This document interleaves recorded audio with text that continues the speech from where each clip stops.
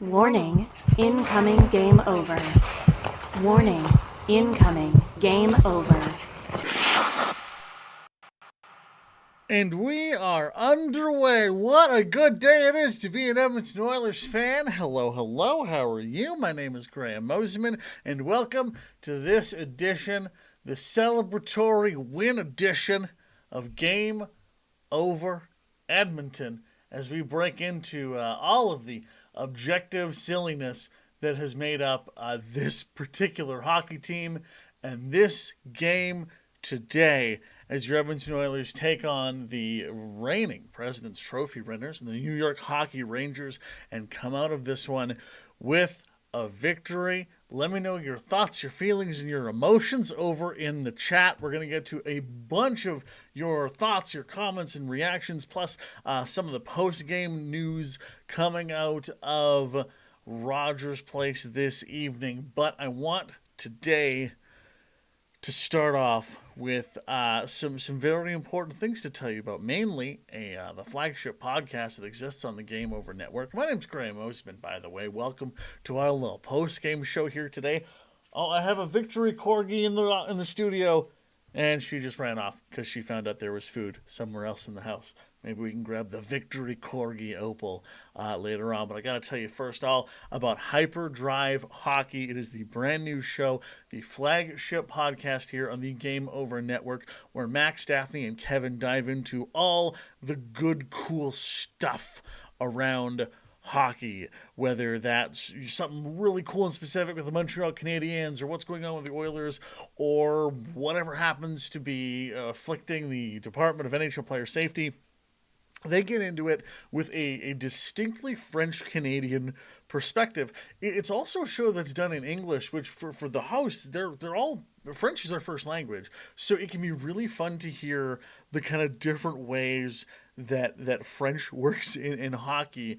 And from a totally different perspective than you may be used to, especially as if you're watching us from Edmonton or somewhere in Alberta here today, as we dive in and revel and enjoy and have the all good, happy, fun feelings that get to come with an Edmonton Oilers 6-2 win over the New York Rangers. Rodolfo, first in the chat, my friend, welcome. Congratulations and greetings by a Leafs fan from Chile.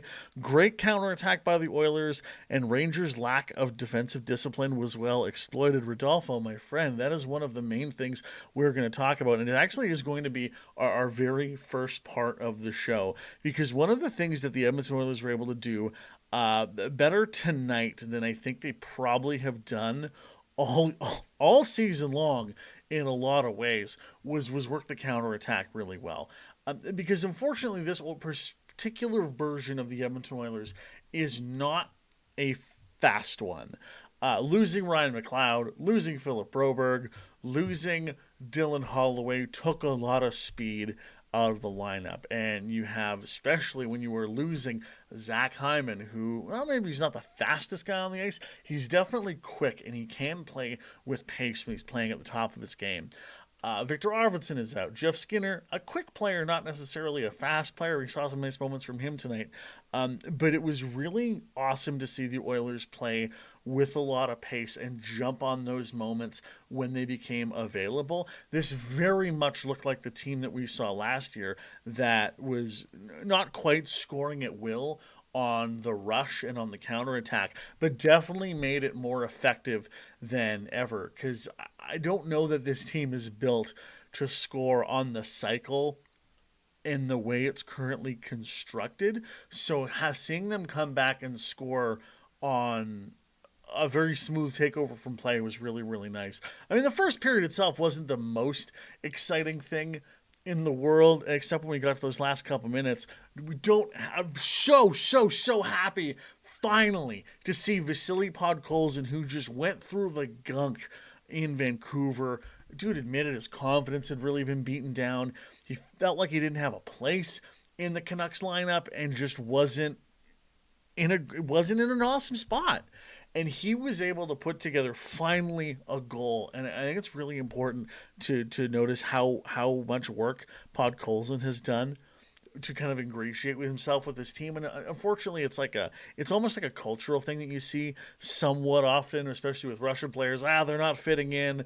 They need to have other Russians on the roster to be happy. All that weird kind of like, I'm gonna say old school hockey fan kind of silliness. And Podkolzin, from when he got here, has worked his absolute tail off to kind of become a part of this team. And who knows? He did have 14 goals in his rookie season. Like, he has the ability to put up some points. And you saw that look of just total relief on his face when he scored his goal off that feed from Leon. You gotta wonder if that's gonna kind of help his puck luck a little bit, because his PDO has been through the roof. He just hasn't been able to kind of connect it and be able to start finishing shots, and that's been an issue that the Oilers have had all year long.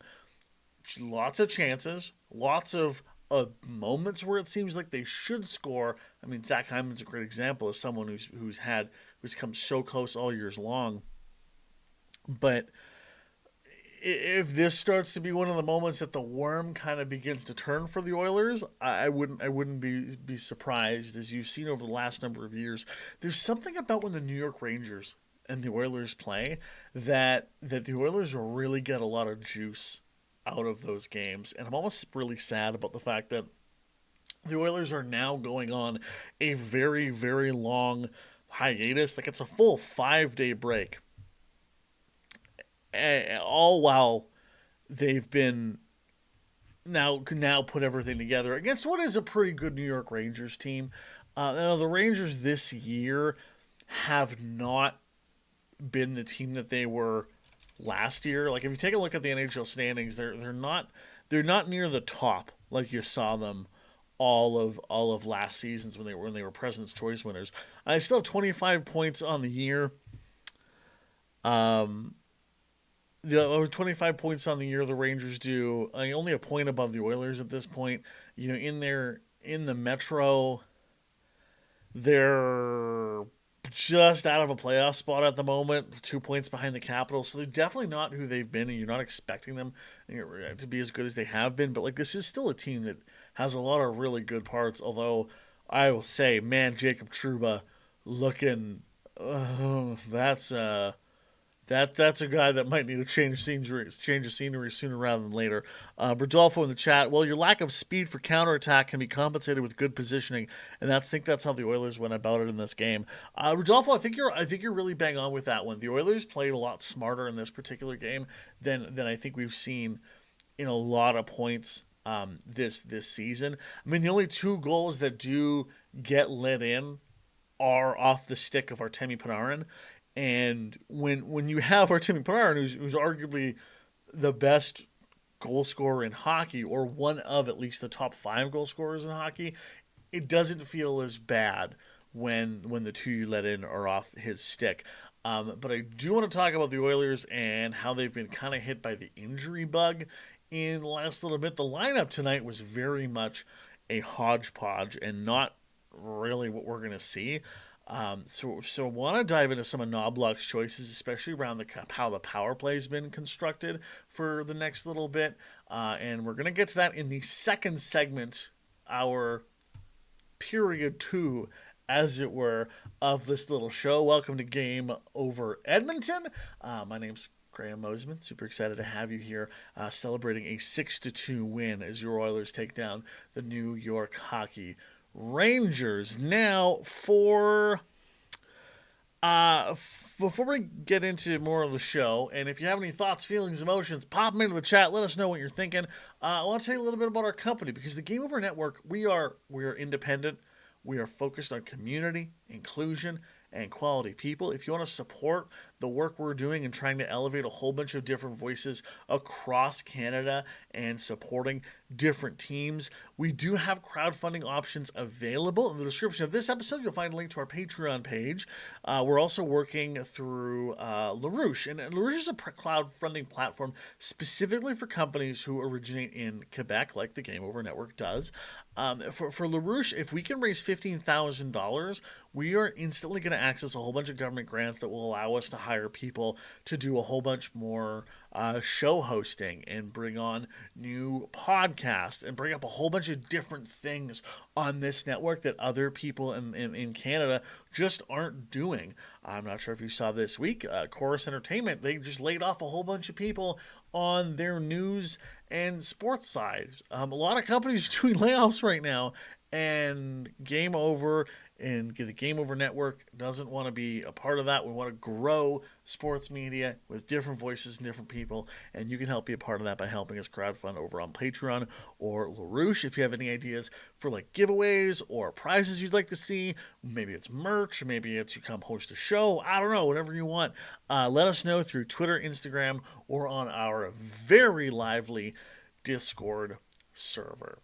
So for the second segment of the show, we're going to talk about the Oilers lineup this evening because it was definitely a little bit of a hodgepodge. Now, going into tonight, you have your top line of Ryan Nugent-Hopkins on the wing with Connor McDavid, which is something that we have seen a few times over the years. But you also had Kasperi Kapanen, a waiver pickup from St. Louis. Ha-ha, St. Louis, you want to take Holloway and Broberg from us? Well, we'll take Kapanen from you. How's it feel, Doug Armstrong, St. Louis Blues general manager?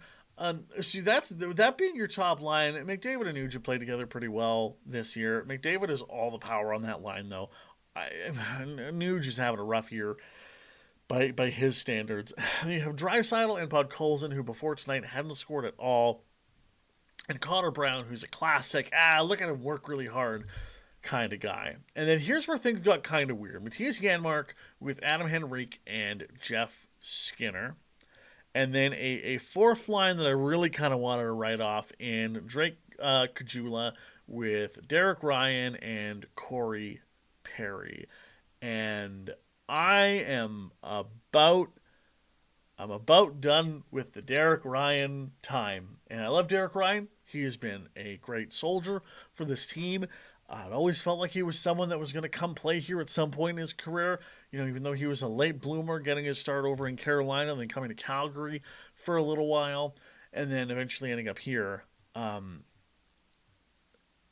He gives up a couple grade A chances tonight. He gets a weird penalty, a pretty weak one. You can't be holding and grabbing people when they're skating through the offensive zone because you can't keep up with them. And even his faceoffs have been okay, but I'm pretty much done with wanting to see him at center. Noah Philp has had some really nice moments when he's been up here. I think it's time to give him the run because it's increasingly starting to feel, and tonight was a wonderful exception, that when it's not McDavid and Draisaitl, it's not going to be anyone scoring for this team. And yeah, when you're a fourth line center, you're not really expected to score, but you can't hurt your team. And Derek Ryan taking penalties at bad points and being not able to keep up in the play, I don't think we can keep rolling him out at center. Either bench him for Noah Philp, or if you have to, put him on the wing and sit.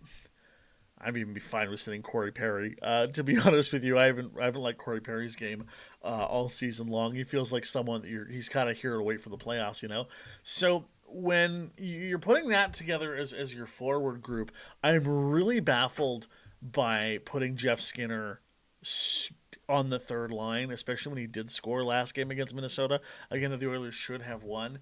And I don't want to be too critical because the Oilers did win with this lineup.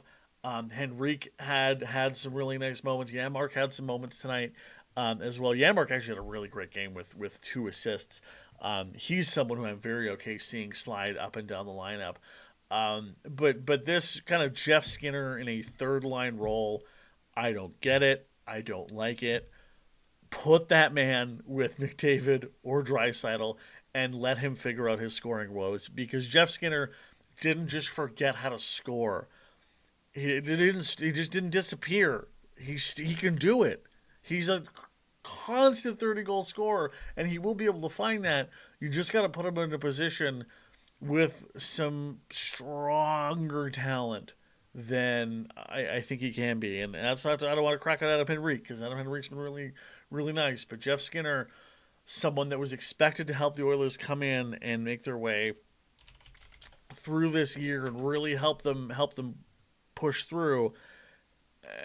And even a lot of what he's been putting down, I would argue he hasn't had enough of an opportunity to be really effective this year so far. So hopefully, because the Oilers aren't going to be back again until Friday when they take on Hockey Club.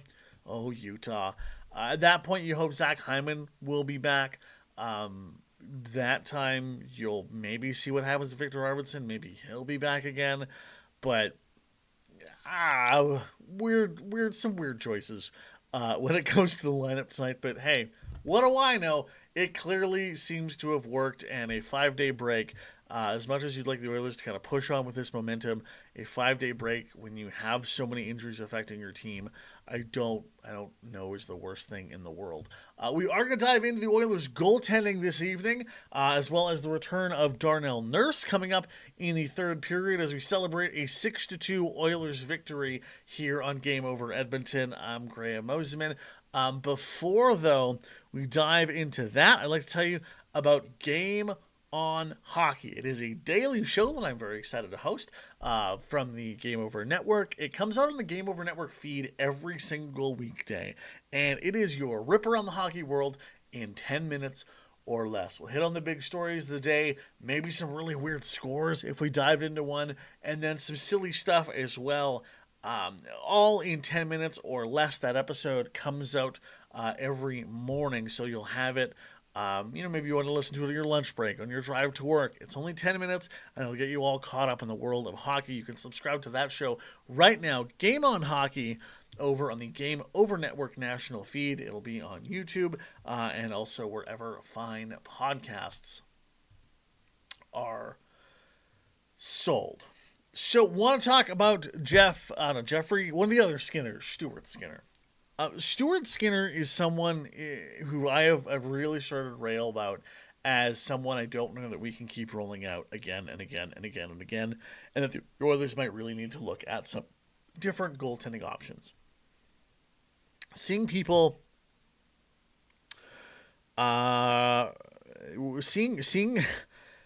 seeing the quality of goaltending we've gotten from Jeff Skinner has been really Stuart Skinner this year has been frustrating. It was frankly the same last year, and then Stuart Skinner was able to pull it together for the most part, helping this team make an amazing run in the playoffs. He became the guy, with the exception of a bit against Vancouver, and then you had to have a Calvin Pickard come in for spot duty for a couple of games. One goaltender that has been floated as an option for the Oilers to pick up is John Gibson from the Anaheim Ducks, which is just, what do you know? No. You look at his numbers, Calvin Pickard is a better goaltender by the numbers than John Gibson is. And yes, John Gibson is playing in front of a horrible team. He's been playing in front of a terrible team for a long time, but he can't be the cure with 3 years left on his contract, and depending on how much Anaheim wants to eat of that deal, I'm not sure that's the option. But do you need to really have someone to look into the goaltending situation? I still think that you do. I still think you have to sort of scan around and see. The two goals that Stuart Skinner let in tonight, the first one was pretty bad, to be honest. I think if that puck is shot by... Well, the fact that puck was shot by Artemi Panarin, who is one of the greatest goal scorers in the National Hockey League, he has that kind of heavy shot that can find his way in. The fact that Stu's pads were not in the right positioning and the puck was able to bounce up and into your goal, effectively going through him, I think is a really shit sign of what we're going to get from Stuart Skinner. I worry, the final goal of the game from the New York Rangers, where Panarin had just a ripper of a shot on a Darnell Nurse turnover, which we'll touch on in a really quick second here. If you look at the stat line tonight, Stuart Skinner had a pretty not bad game when he lets in 2 goals over 32 shots, so a save percentage over 900, which is what you want to see. Over Rodolfo, seeing you in the chat here, whatever you can tell me how Utah can be defeated. Keys for that game, I absolutely can. We'll get to that in our next segment, the overtime segment of this little show. When you have when you have a goalie who is still going to let something go through like that, it is a cause for concern. A lot of these problems, you can say will be solved if the Oilers can get their secondary scoring going in an effective way. Sure. But you're starting to see some elements of that coming together, but I really, really don't see how you can go into the trade deadline fully focused on only picking up another defenseman or another scoring forward. The fact is, of the 2 goals that got let in today, one was understandable, the other one was pretty soft, all things considered, and going out with that again and again and again really worries me as a fan. But hey, maybe none of it'll matter if the Oilers' depth scoring can actually pull it together and have a nice little run here. Because, if you look at our scoring of the team, Leon Draisaitl, your number one scorer, 28 points in 21 games, 15 goals, 13 assists. Connor McDavid in there next with 25 points. Your third highest scoring player is Evan Bouchard with 13 points. Matthias Ekholm with 10. Darnell Nurse with 9. Ryan Nugent-Hopkins with 9. Zach Hyman, 8. Matthias Janmark, 8. Brett Kulak, 8. Jeff Skinner, 7. That is heinous. That is gross. And when you get a goal tonight from Vasily Podkolzin, when you get a goal, you get a pair of assists from Matthias Janmark, when you get a goal from Evan Bouchard, 2 assist points from Connor Brown, and a goal from Darnell Nurse, it starts to give me a little bit more hope that the secondary scoring is going to be picking up sometime soon, but we'll see. I'm just a lot of big nervous energy, even as we sit here celebrating a win. So I want to stop and talk about Darnell Nurse for a quick second. After being knocked out from that just brutal hit a week ago from Ryan Reeves, Darnell Nurse said, I'm 6'4", he's 6'2". You kind of got to be targeting my head. I'm going to paraphrase him a little bit. The fact that Darnell Nurse is able to come back so quick, I think, is really, really impressive. I'm really worried that Darnell's going to take another hit like that and end up going out for a lot longer amount of time. All things considered, concussions are scary, so I'm happy he's been signed off and he's good to play. He had a couple of goofy moments tonight. That final goal that the Rangers scored, he takes a weak little backhand and tries to get the puck out of the zone. I don't think he gave enough credit to the skill and ability of Alexis Lafreniere, who was able to knock the puck down and immediately get it across ice to Panarin to score the most classic Artemi Panarin goal that you're going to possibly find. And as part of that, it's 6-1. We're going to win this one. We have a break coming. Already probably looking off to, I'm assuming some of the Oilers are going to fly off on a mini vacation, as there's now 6 full days off. They're certainly not going to practice for all of them. I'm sure they're going to go take some time away. Is a little bit of that looking towards the future a bit? Probably. Is a little bit not recognizing the quality of player you're facing up against? Probably. Alexis Lafreniere is only recently really found his kind of footing as a star in this game. And, Darnell Nurse does get the odd turnover away. I really didn't like seeing that. But seeing what a big difference he made in the Edmonton Oilers, given how many minutes he plays a night. I know we hate the contract. I know it's frustrating. But if Darnell Nurse was priced at $7 million as opposed to $9.5 million, I think people would really recognize how much he brings to that lineup, even when he does have a penchant for some truly silly moves. But hey, this is how the team's built at the moment. So we're working with what we got. All right? We're working with what we got. It is time for overtime here on Game Over Edmonton. We're going to get to Rodolfo's question in the chat, plus a couple other messages that I've seen come in through Twitter. Before I do that, though, I want to tell you about our merch. Yeah, we got a whole bunch of merch now. It is designed by one of our pals, Brady Chalice from Game Over Winnipeg. We got the classic retro skater design. We got like kind of a goalie design. If you want to rep your love for the goaltenders, it's all made and designed by folks here in the network. And if you need more coffee mugs, if you want to get one of our designs on that, you can as well. We also have our classic kind of robot logo. It's all very cool. I am waiting for my order to come in because our merch is pretty cool. We have 3 different designs. If you want to get it in the colors of Game Over Edmonton, you can. If you want to support our pals over in Game Over Winnipeg, you can get their colors too. Any color you can want across the Game Over network. All available in our merch store. So going into overtime, where we're getting to questions and thoughts that we have cultivated and gathered from Twitter and the chat and wherever. Going to throw the floor over to Rodolfo whenever you can. Can you tell me how Utah can be defeated? Keys for that game. Well, Rodolfo, the Utah is such a fascinating team because they, for the first time in all these players' existence in that franchise, they're actually playing for an NHL team.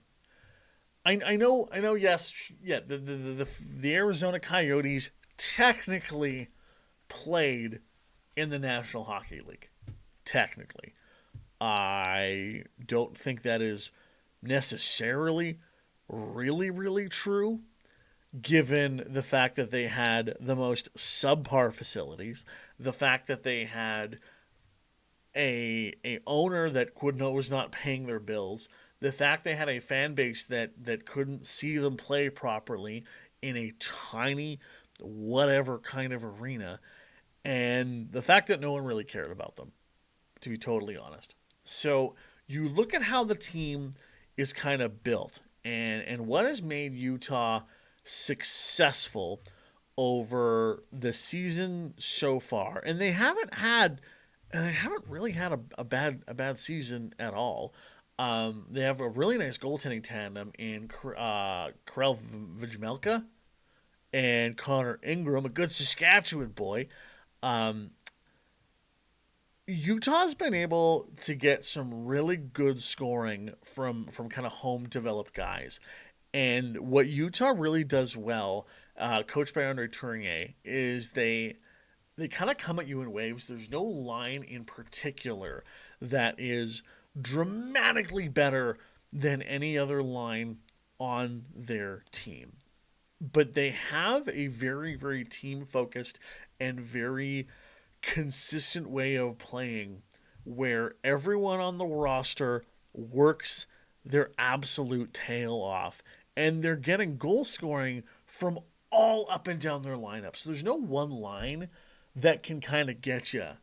But you have to be on the ball all the time when they're on the ice. Now, in terms of points, their captain, Clayton Keller, leads the way. Good for Clayton Keller. That dude rocks, and I'm glad he's getting some proper love now at his how he's done in the National Hockey League. Dylan Guenther, their leader in goal scorers with 9 on the year, 17 points, a first-round pick coming out of the Edmonton Oil Kings program. And then you have Nick Schmalz, a guy who has been in the rumor mill forever for the hockey club, for Phoenix, for whomever. So I think when it comes to Utah, because they're so consistent and because they're so constant with the pressure, you kind of really have to play like you did tonight. And that you have to wait for your moments. You have to be smart defensively. You have to really be able to weather the storm from wherever it's coming. And then when you have a chance, counterattack really quickly and try to jump on the errors when they do come. Because Arizona doesn't have a singular superstar that can break you. They just have a lot of players that can wear you down over and over and over and over again. I want to give a special note of love to a player that was in the Edmonton Oilers system that absolutely should have been and should have continued to be, because, oh boy, could we use him now. Utah has a guy named Michael Kesselring, who was in the Oilers system for his whole career, 6'4", big, rangy American out of New Hampshire, of all places. He has 10 points on the season, and 3 of those being goals. And my God, could we use a player like that right now to stabilize our defenseman a little bit? Because he's certainly stronger than Ty Amberson. Looks like he might be a better player than Brett Kulak with some nice speed to him. But he was the player that we sent over to trade for Nick Bjugstad a little while ago when we brought Bjugstad over in a trade deadline deal. I want to say that was 2 years ago. So yeah, that's the thing when it comes to Utah. Now, their goaltending hasn't been as good. Their stat line is weird. As games played are pretty even between Karel Vejmelka and Connor Ingram. Connor Ingram has played 13 games, 6 wins, 4 losses, 3 overtime losses, a goals against of 3.61. Karel Vejmelka has played 9 games, only won 2 of those, has a 2.37 goals against, a 927 save percentage on 2 wins over the season. So they win in front of Connor Ingram, but Connor Ingram lets in significantly more goals. Vejmelka doesn't let in a lot of goals, but they just haven't been winning in front of him. So who knows how that one's going to go. Rodolfo, subscribed and liked. Thank you, my friend. I really appreciate that. So that's a little breakdown of Utah Hockey Club. I mean, they're 8-9-3 on the year, 5th in the Central. This team's going to be so awesome with a few more pieces in just a couple years. Logan Cooley rules. That guy's super rad. Gonna love to see him playing when he gets to his kind of zenith as a player. But Utah Hockey Club is just they're average all over. They have some really nice spots, but they're not going to really game break you in any single way. So hopefully Connor McDavid, Leon Draisaitl, Evan Bouchard, those kind of big name scorers can really make a difference. Now, if the Oilers were looking for some secondary help, someone I would love to see them try to take a chance at, to see if you can bring in on defense. I mean, it would never happen. You'd have to trade the moon for him. I love Sean Dursey, Maple Leafs draft pick from a bunch of years ago. He's an unreal player, right-handed shot. He's not big, but he is fast, and he can move the puck. If you could somehow pry him out of Utah, I think you'd be in a really great place. But if you're looking for a little bit of forward help, Matthias Michelli, he's not big. He's 24 years old. He's a Finnish guy, 2000 born, and he's not big, 5'11", but he can wire the puck. And his expected goals numbers are always really good, and he's really sound defensively while being a pretty okay goal scorer for the team. You look at him right now, he is sitting at where is Michelli? 3 goals, 6 assists on the season for 9 points, but I mean, that would put him in the top 5 of Oilers goal scorers if we had a guy like that. So we'll see how it all shakes out. Oilers going to go on a little bit of a break. They'll be back in against Utah coming up on Friday, so really looking forward to that one. As we take a quick overlook to the Oilers, where we're sitting in the standings, we are 4th in the Pacific, just a single point out of the playoffs. Unfortunately, we're about 6 points behind Vegas right now, and 5 points behind Calgary, which is just really weird to see Calgary taking a shootout win over Minnesota this afternoon. That's going to just about do it for us here at Game Over Edmonton. Rodolfo, thanks so much for hanging out. Please pop by anytime and take a look at some of our shows. If you just popped in for a little bit or watching this later on in the week, thank you so much. We couldn't do it without you. If you really like this show, like it. If you really liked it, please subscribe. Tell a friend about it. Send it to someone. Or if you just want to find a place to yell about hockey that isn't FM radio or AM radio, hi, we're here. And we'll hopefully see you down the road. Oh, well, I got one more question here, or one more comment in from Janias. Absolutely perfect game from all players. They need to stay consistent on their wins after the break. Sitting at 500 isn't helping. Yeah, that's why I'm really torn, Janias, about this break for the Oilers, because do we want to keep the good vibes going, or do you want to have some players heal up? Because I think Zach Hyman has been hurt all year. A 5-day break could do that man wonders. Maybe help him get on the friggin' score sheet for once and get some scoring here that's coming from players other than Connor McDavid and Leon Draisaitl. But we will wait until Friday to see how that pans out as the Oilers make their very first trip to Salt Lake City to take on Hockey Club. Have a great day. Have a wonderful weekend. If you're in Western Canada, have fun digging out tomorrow. So happy I own a snowblower. Have a great one, friends. We'll talk soon here on the Game Over Network. This has been Game Over Hockey. And that's it. We're done. Show's over. Go home.